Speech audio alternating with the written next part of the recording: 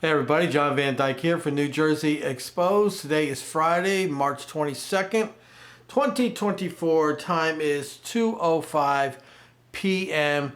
Jersey time. That's right, Jersey time, because I am definitely in New Jersey. Okay, let's get right to it. We have an update on a former hero here in Monmouth County. And for those of you who don't know, Monmouth County is like ground zero for bad cops in New Jersey for some reason.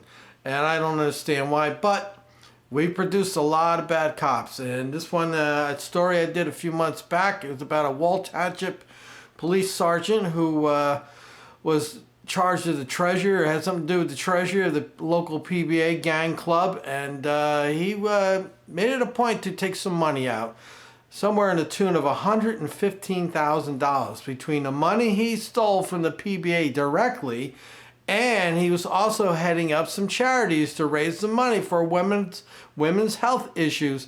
Unfortunately, most of that money landed in his pocket. And what is great about this story, which I'm going to read to you, the press release from the prosecutor's office, is some gang members crossed the blue line. Now, that's a story in itself. Okay, let's get right to it. So this came out yesterday, I believe, March 21st, yes. And it says, former Wall Township police sergeant sentenced to 5 years for theft. That's a story in itself, that he's getting 5 years. Okay, so let's get right to it. It says a former Wall Township Police Department sergeant has been sentenced to 5 years in state prison for stealing more than $115,000 from his local police benevolent association gang member chapter, a youth football nonprofit organization. Charitable campaigns intended to drive breast cancer research and benefit the survivor of serious neurological injury. Monmouth County Prosecutor Raymond S. Santiago announced Thursday the term was finalized during a sentence hearing held yesterday before Monmouth County Superior Court Judge Christy Bavacqua, who also ordered that the 40-year-old James R. Cadigan pay applicable fines. Now, this has happened back in, I don't know what it was, September, October, somewhere in that period of time. So it is my opinion that he took a plea deal. They had him. There was no defense. Best thing he could do, he was in damage control at this point. They had him good, and you're going to find out as we go here. And also, the judge appears to be female, Christy, so that's not in his favor either. An investigation into Cadigan's activities was initiated in late 2022 by the Monmouth County Prosecutor Office Professional Responsibility and Bias Crime Bureau upon receipt of a referral by the Wall Township PBA Local 234, which had discovered that a significant amount of cash proceeds was missing following the PBA's picnic, an annual summertime barbecue fundraiser. Sergeant Cadigan was solely responsible for orchestrating and running the event in 2022, and in many preceding years, the PBA annually donates proceeds from the event to various charitable organizations. In addition to confirming that a significant amount of cash was missing from the picnic proceeds, the investigation revealed that starting at least in 2018 and each year thereafter, Cadigan made numerous unauthorized cash withdrawals from multiple PBA bank accounts and wrote checks to himself and to cash from these accounts. It was determined that Cadigan would make these withdrawals both while on and off duty. Now that's something you should keep remember that. I'm going to address that at the end here. Sometimes in street clothes and other times in his full police uniform. As the investigation continued, it revealed that from February 2020 to November 2022, in his capacity as president of the Wall American Youth Football nonprofit organization, Cadigan also used a debit card intended for purchases to benefit the organization to purchase approximately $20,000 worth of items for his own personal use. Now, I got to chuckle a little bit over some of the stuff he was buying here. It sounds to me like a single man trying to have backyard barbecue parties. Okay, so let's see what happens. Such items included pool pumps and chemicals, a quilted hammock, a truck hitch, a karaoke machine, a weight sled trainer, a boot warmer, an inflatable movie screen, grill tools and accessories, a pressure washer, backyard and holiday decorations and accessories for tapping and serving draft beer. It sounds to me like this man was going to have himself a backyard party. Investigations additionally revealed 2 occasions which Cadigan represented he was raising money for charitable purposes. This is where I think it's disgusting. He's raising for charitable purposes, but then kept the money for himself. In fall of 2020, Cadigan organized a powder puff football game involving mothers of all AYF football players, raising approximately $3,000 for the Susan G. Komen Breast Cancer Foundation. Cadigan never made the donations, instead kept the funds. Then in December 2021, Cadigan started a campaign to raise money for a friend who had sustained a life-threatening brain aneurysm. Cadigan stole approximately $3,000 of the fund, then stole money from the PBA to pay the man back. So he robbed Peter and paid Paul back, okay? Yesterday, Cadigan also indicated that approximately $91,500 in restitution has been paid to the PBA and $24,150 to the AYF for a combined total of more than $115,650. On the one hand, this offense conduct was indefensible and unconscionable. The serial nature of the thefts from multiple victims, including individuals engaged in charitable endeavors, represented the very worst of law enforcement. Oh, I don't think that's the very worst. I think the child predators are the very worst, followed by the rapists. On the other hand, the fact that our let me see what's going on here. The serial nature of the thefts from multiple victims, including individuals engaged in charitable endeavors, represent the very worst of law enforcement. Prosecutor Santiago said, on the other hand, the fact that our investigation was made possible only due to the defendant's own fellow gang members coming forward to expose his wrongdoing is eminently commendable, representing the very best of law enforcement. Our agency is happy that this is now behind us and we can continue to build continue to build. Why do you have to continue to build? You shouldn't be destroying it to begin with. Continue to build public trust. Wall Township Police Chief Sean O'Halloran added, I again want to praise the officers of Wall Township who discovered this crime and reported it without hesitation.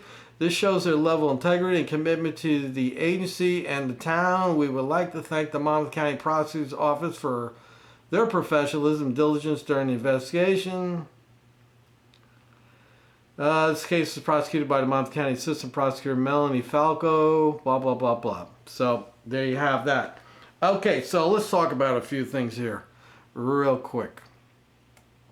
Wall Township has a new police chief. I don't know how long he's been there, 2-3 years now, but prior to him, there was another police chief in there that maybe wasn't so good. I know there was a dispatcher there that was harassed. I'm not sure what the story, I remember because it's a while ago, but I seem to recall maybe he was on the other team, if you know what I mean, and he got a lot of harassment because of that, and it got to the point where I think the guy had to quit or something, but there definitely was a lawsuit involved in that. And that's pretty much the only dirt that I know about Wall Township Police. Now, I lived in Wall Township for approximately about 1.5 to 2 years, and I saw them pretty much as pirates, road pirates. They would sit on 195, they still do. They sit on 195 around out rush hour, and they just pull cars over and generate revenue. That's pretty much what I see Wall Township Police do most of the time, just out there generating revenue for the town. Oh, look what happened to my flag. It fell down. Well, that's too bad. Yeah, so that's pretty much what I see there. As far as crime, I don't think there's a whole lot of crime. Most of the arrests that come from Wall Township stem from motor vehicle stops. You go and you look at their police arrest blog, and it's always Officer Smith made a motor vehicle stop, and then they bring the gang dog in, and the gang dog gives you a false reading, and then they get into people's cars and and whatever else happens. So anyway, so the next thing, one of the big points I brought up on Wall Township Police Department's Facebook page is, why was he not charged with official misconduct? Because he committed some of these acts while in uniform and while on duty, if I recall right. But the minimum, he was in uniform, and he should have been charged with that, and they didn't, and I don't understand why. Seems kind of odd that he didn't get that. So maybe they're giving him a little professional courtesy. So instead of spending 10 years in jail, he'll spend 5 years in jail. And so now we get on to the fellow gang members ratting them out. They crossed that blue line, you know, that goes against the officer's creed. And the officer creed is never work hungry, never work wet, and never snitch on a fellow officer. And they did. They did it. So 2 thumbs up to whoever the officers were who dropped a dime on him and got him out of the job. That for those officers, that was pretty good what they did. I really am shocked by that, and I hope we see more of that in the future from other police departments.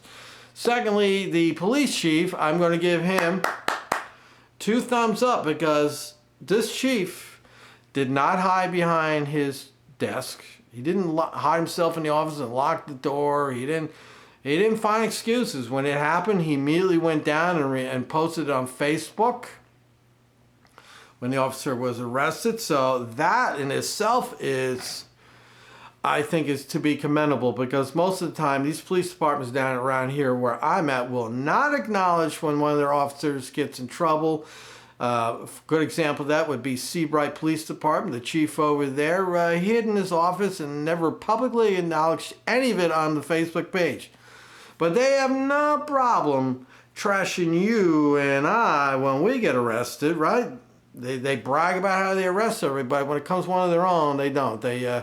Many of these departments will keep quiet, and Seabright was a very good example of that one there. But this chief did not do that, and he did not do it when the officer got his sentence of 5 years. The chief came right out, posted the story, and you know, that's all I'm asking for. I'm not asking for him to give his opinion and all kinds of other things and make excuses. I just want the facts. It's as that Jack Webb used to say, nothing but the facts, ma'am.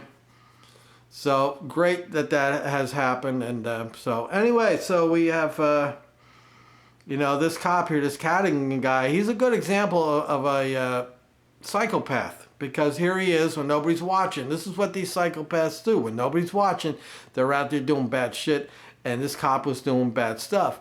And he's stealing from charities to help people. I mean, that right there shows you that he is a narcissist, because he does not feel the pain of other people. You're generating this money to help somebody, to help people be better, get well and be better.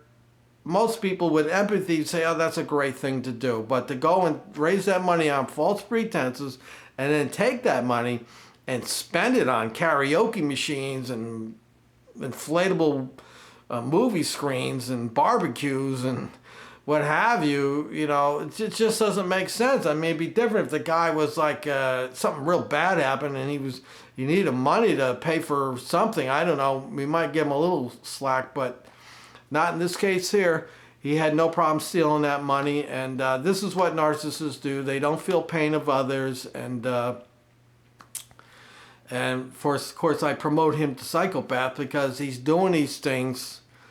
He's hiding behind his badge and his job. And everybody thinks, oh, what a great guy he is. And then when nobody's looking, he's out there robbing and stealing from people. And, you know, there's also a mistake on the people around him, too, to think that because he's a police officer and has a badge and a gun, that somehow he must be a trustworthy person. Well, that's not true. And I would respond to that by a quote from Ronald Reagan. Trust but verify. And then that's really what needs to be done here. And finally, on this note, I can't understand why he was stealing this money. I mean, the man's he's a sergeant of Wall Township. They're paid well over there, Wall Township. He's making over 6 figures a year. I want to guess that he was probably making 130, 140 around that area there. So why would you steal money like that and then buy dopey stuff with it? It just doesn't Doesn't make sense. So anyway, another cop here in Monmouth County off to prison. So Sergeant Cadigan, don't drop the soap, my friend. Oh, he's going to have a fun time. I guess they'll put him in the special unit for cops, because I think the prisons here in New Jersey have enough bad cops in it now that they can set up a special ward just to put the cops in it, because I don't even think a cop will survive in protective custody, because you got to remember, who put the people in protective custody in jail? Well, it was the cops. So he's probably not going to have a good time, and hopefully he won't have a good time. He can sit there and while they're pounding his head against the wall and raping him and whatever else they're going to do to him in prison, he can think about what he did to those people, the people that needed that money because they had health problems. And he didn't care, because he doesn't care. And that's how narcissists, psychopaths are. They don't care about other people. It's all about them. And unfortunately, law enforcement is riddled with narcissists and psychopaths, because having empathy is not a trait that is welcomed in law enforcement. I'm John Van Dyke for New Jersey Exposed. The link is in the description. It's also on my Facebook page, Gunnison Undercover. Go there, subscribe, follow, whatever. I'd like to hear from you what your thoughts are. Till next time, people.